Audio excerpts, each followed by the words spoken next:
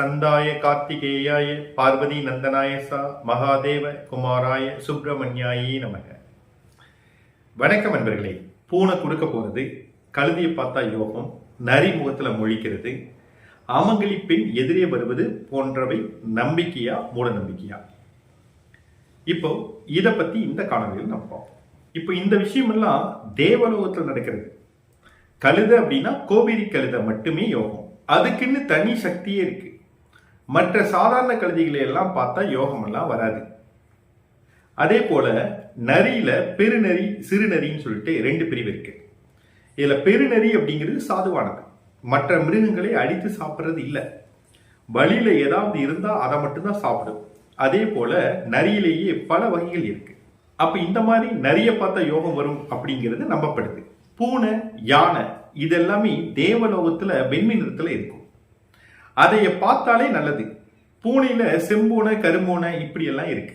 இதுல நம்ம ரோட்ல போகும்போது வளமிருந்து இடம் போறது, இடமிருந்து வளம் போறது, இப்படி எல்லாம் பல விஷயமா பேசப்படுது. பொதுவா பூனையை பொறுத்த வரைக்கும் வளமிருந்து இடம் போனா தான் மிகுந்த நன்மை உண்டாகும். இடமிருந்து வளம் போச்சு அப்படின்னா கொஞ்சம் சிக்கல் தான். இப்ப நம்ம ஒரு வேலைக்கு போறோம், பூனை வளமிருந்து இடம் போகுது அப்படின்னா நம்ம கொஞ்சம் தெம்பா போகலாம். இதே இடமிருந்து வளம் போச்சு அப்படின்னா சிக்கல் ஏற்படுங்கிறத உணர்த்துது.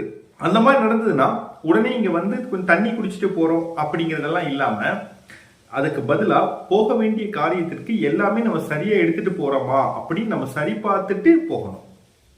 அதாவது பூனை வந்ததுனால காரியம் கெட்டு போனதா எடுத்துக்க கூடாது.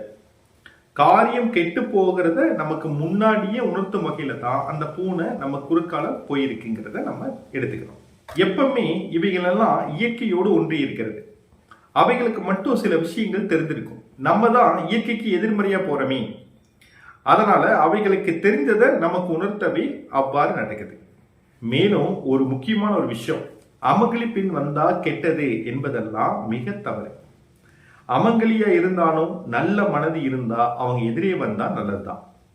அது சுமங்கலியா இருந்தால் என்ன, ஒரு ஆணா இருந்தா என்ன, பெண்ணா இருந்தா என்ன, யாரா இருந்தாலும் கெட்ட எண்ணம் கொண்டவர்களா இருந்தா அவங்க எதிரே வந்தா கெடுதல் தான். எனவே சகனம் பார்க்கறது அப்படிங்கிறது இந்த இயற்கை ஏதோ ஒரு விஷயத்த நமக்கு உணர்த்த வருது. அதை மட்டும் சரியா புரிஞ்சுக்கிட்டோம் அப்படின்னா இது ஒரு கெடுதலான விஷயம் அல்ல. நன்றி. மீண்டும் அடுத்த காணொலியில்